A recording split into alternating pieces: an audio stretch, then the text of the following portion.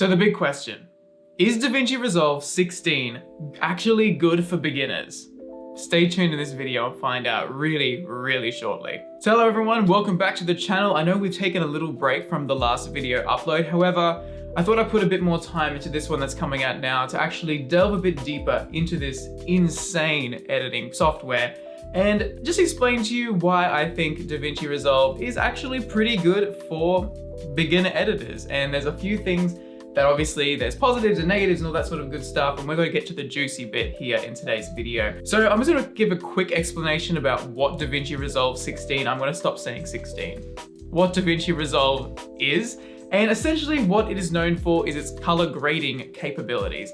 A lot of really big budget films use Davinci Resolve color to color their movies and their shows and their videos and everything like that. And essentially what Blackmagic Design has done is essentially put together a piece of software that does everything that you could possibly want, from importing media, the editing, the coloring, VFX, and then eventually exporting it out to have a finished product within the one piece of software. And that is what Davinci Resolve 16 is. So I'm going to give a little bit of a quick explanation about what is offered in Davinci Resolve and what you'll be getting out of this program as a whole. So, as I said before, it is an editor that goes from the importing media section all the way through to the delivery section of a project. And that is from importing media, cutting the media, adding VFX, adding color, sound design, and then eventually exporting it to have a finished product. And you can do this all within the one piece of software. Also, as I mentioned before, big budget TV films and or TV shows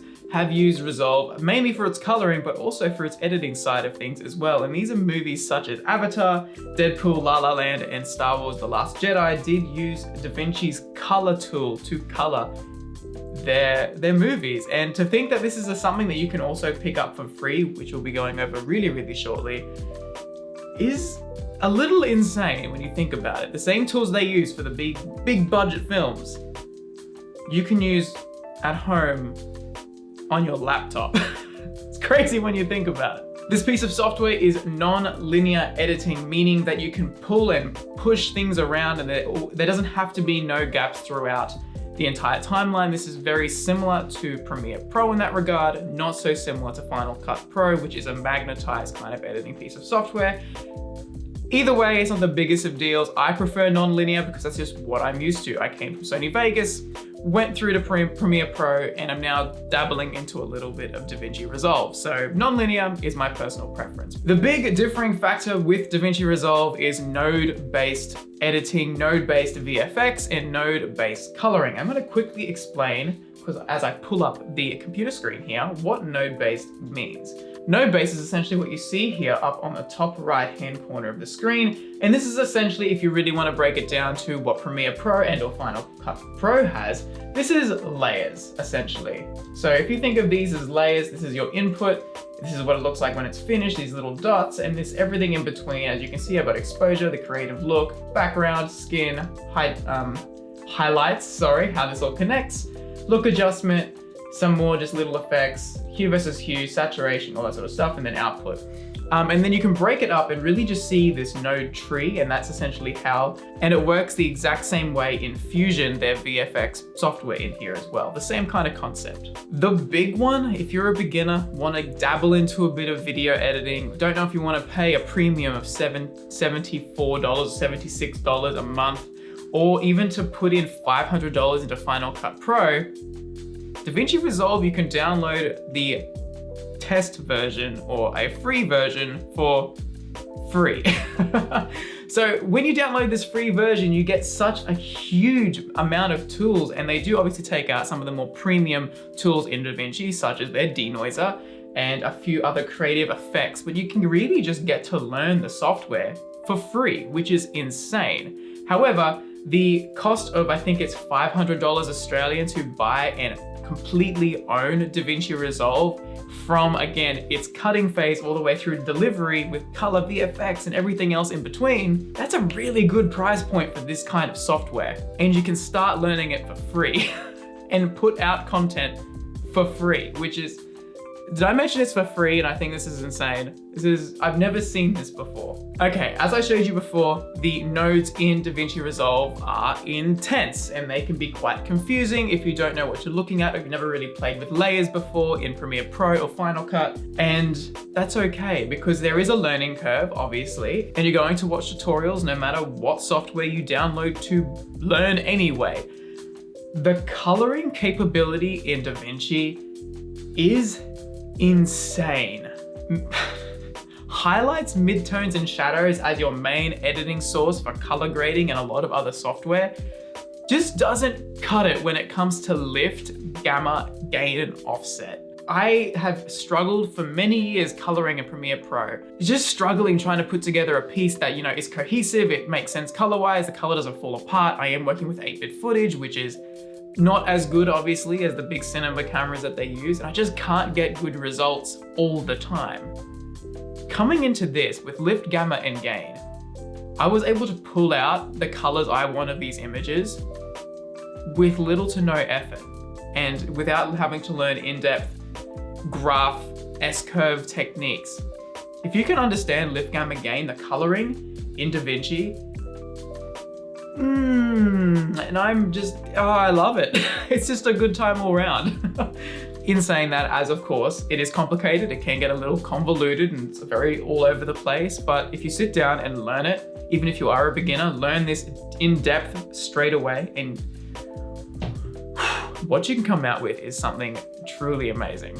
Makes me excited. On that, however, I did want to quickly show you guys an edit that I did do in Davinci Resolve 16. This is the free version. I fully color graded it, edited, did all the sound design in here, and then eventually exported it all through Davinci Resolve. So I'm going to play it for you here really quickly, just so you can get an idea about what we're using here. Okay, so we're in the editing panel right here. This is the timeline, as you can see. Whole timeline, we can scroll up, scroll down. This is all the sound design. The mango orange color is the music. Everything else is SFX. We can pull up and down here. I'm just gonna play it. So again, this is colored, sound designed, and edited all in Resolve. So here we go. And this is the free version.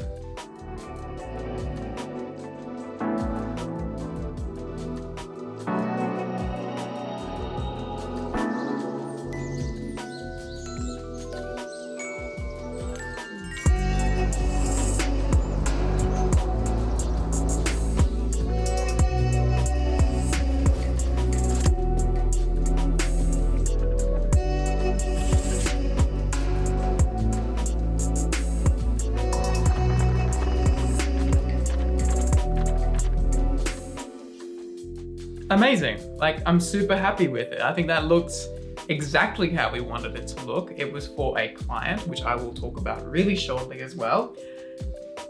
I had no issues. Obviously, there's a few learning, growing pains when it comes to learning new software. I have, again, been using Premiere Pro for a number of years now, and this is my first time using another editing software since I switched from Sony Vegas way back when, and it was great. Learning curve was pretty easy. You kind of get the gist of it, cutting, moving, organizing folders, and you just get into your own kind of, your own system and you work something out, but it was pretty smooth. And I'm going to talk really quickly today about the video you just watched. So my partner, my other half, has just announced and released a company called Arcangela. So a lot of people have really taken into the whole astrology kind of lifestyle. I'm gonna go on a complete tangent from Davinci Resolve for a second, because this just needs to be talked about because she's worked really hard for it. I'm going to link underneath this in the description her website. Go have a look. She's just released planners for people who are into bullet journals or into astrology and want to learn more and organize their life and everything like that. She's worked really hard for literally the entirety of quarantine, pulling a business out of nowhere and just creating it. So if you're interested in astrology and you like bullet journals and you like all that sort of good stuff, this is not sponsored or anything, check the link down below, suss out her stuff, and I hope you enjoy it as much as we enjoy creating content for it and as much as she's enjoyed putting this whole thing together. Getting a book manufactured when you're starting out from nothing is an impressive feat. So go suss it out, go have a look, and yeah, she'll really appreciate it, would really appreciate it. And we make really cool content for it and all that sort of good stuff.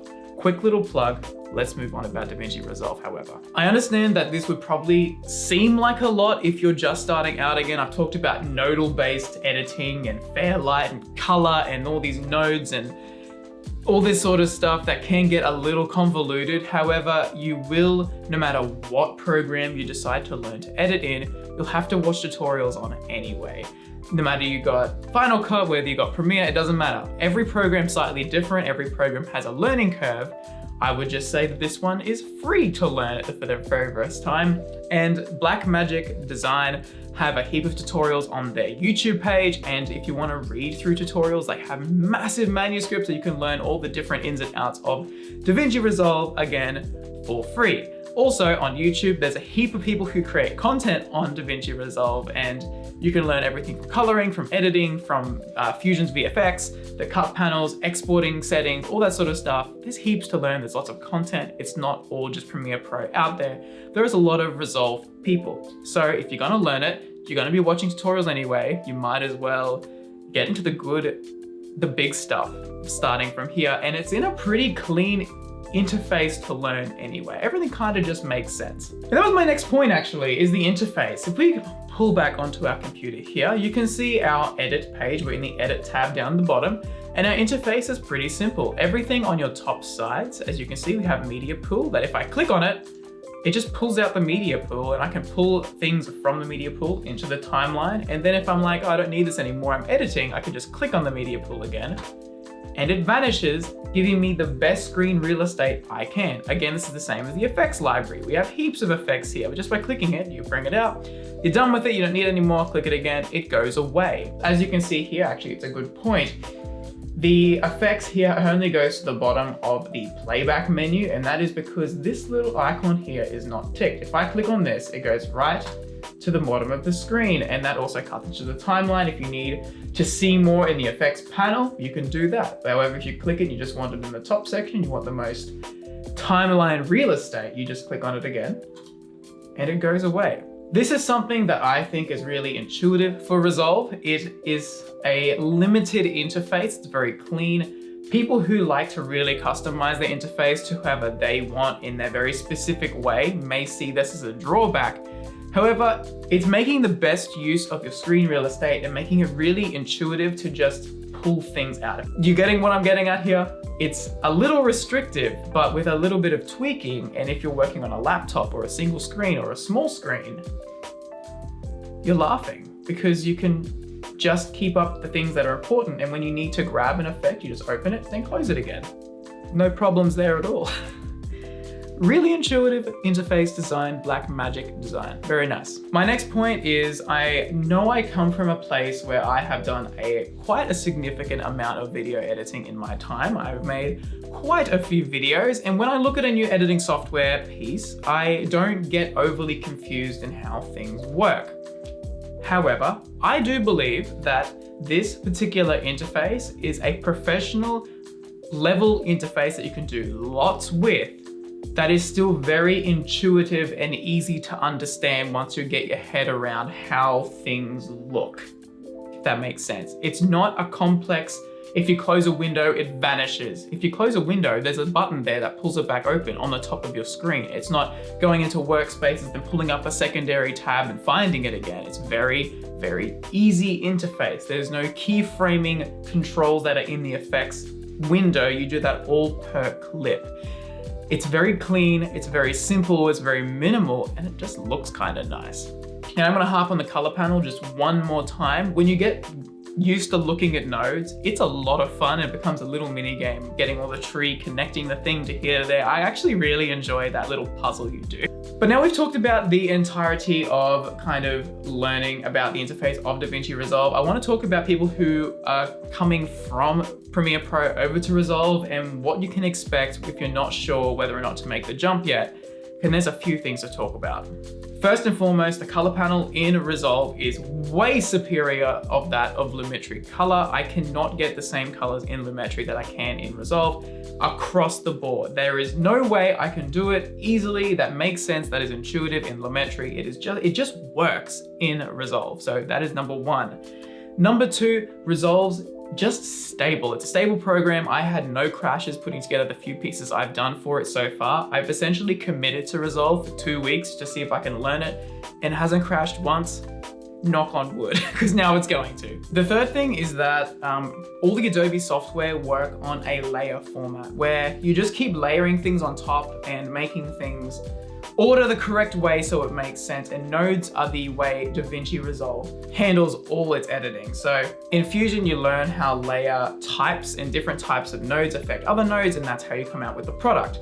That can be a little intimidating at first, especially when you come from Premiere or Photoshop or literally anything in Adobe is all layer-based. Everything in Resolve is node-based. So it's a learning curve, but you'll get used to it if you want to make the jump. And it's much of a much, really. That is essentially the things that I like more about Resolve, but there is a couple things that are essentially drawbacks from the Adobe suite. The VFX panel, which in this is the Fusion panel, I've heard on many occasions is not as powerful as After Effects. The Adobe suite has been running on the Adobe Sensei, which from what I've read and what I've heard, is just more powerful than Resolve's Fusion panel. However, it's a much of a much thing. I'm not sure too much until you try it.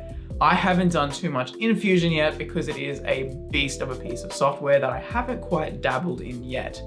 However, that is what I've heard. The next thing that is a little bit of a drawback that kind of annoys me, it may be hidden in a menu somewhere, but you can't down-res playback. So a lot of times will, do half resolution playback when I'm editing just to make it so my computer doesn't explode when it's editing 4K footage.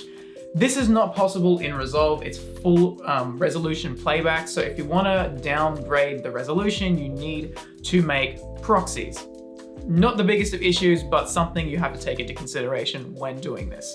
And this is the biggest one when it comes to drawbacks when you're thinking about switching over to Resolve, is that you don't get the entire suite of artist applications. This is your Lightrooms, this is your Photoshops, your InDesigns, your Illustrators, Adobe Bridge. You don't get, there's a million pieces of software that you get when you pay for the Adobe subscription that if you were to switch over to Resolve, you just don't get. I know a lot of Mac users who use Final Cut Pro essentially have paid for Final Cut and then will pay the subscription for the Lightroom and Photoshop duo that Adobe has. That's great, but what if you need to do, vector work and you need to work in Illustrator, or you want to write a book and you want to work in InDesign? That becomes the drawback when you start to move over to this kind of software, or you don't just pay for the entirety of the Adobe suite and use it.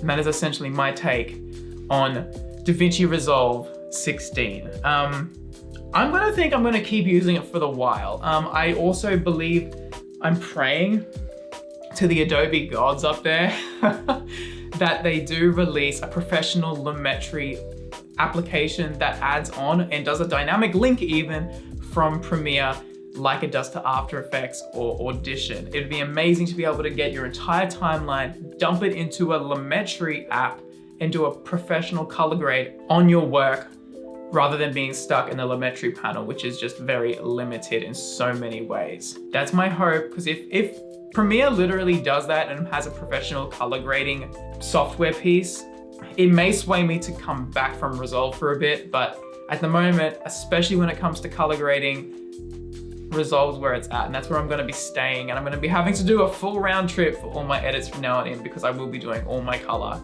in Resolve. However, thank you guys so much for watching. I hope you enjoyed this little video that we did here. It's a bit longer than I'd normally make, and yeah, let me know what you think. Let me know if you want to know anything else about Resolve and tutorials about the program itself, and I hope you have a great day. I'll see you in the next video. Bye-bye. Thank you again for watching.